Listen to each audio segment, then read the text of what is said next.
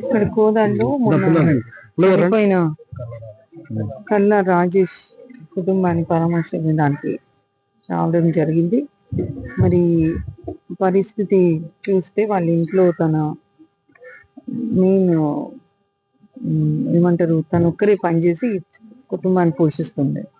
వాళ్ళ తల్లి ప్లస్ ఒక కొడుకు, బ్రదర్ ఉన్నారు. వారికి బ్రదర్ కూడా I think some little problem ఉన్నట్టుంది హెల్త్ వైజ్.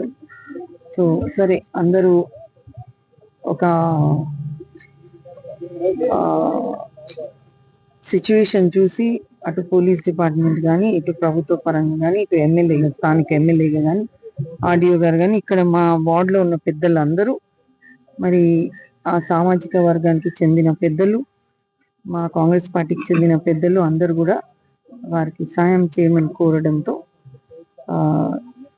మా తరఫున, ప్రభుత్వం తరఫున నేను వారికి ఒక ఇల్లు కావాలని కోరింది. ప్లస్ అవుట్ సోర్సింగ్ లో ఏదైనా ఉద్యోగం ఉంటే వారికి ఇవ్వడానికి, ఇది డెఫినెట్ గా మేము చేస్తామని మీ ద్వారా కూడా నేను హామీ ఇస్తున్నా.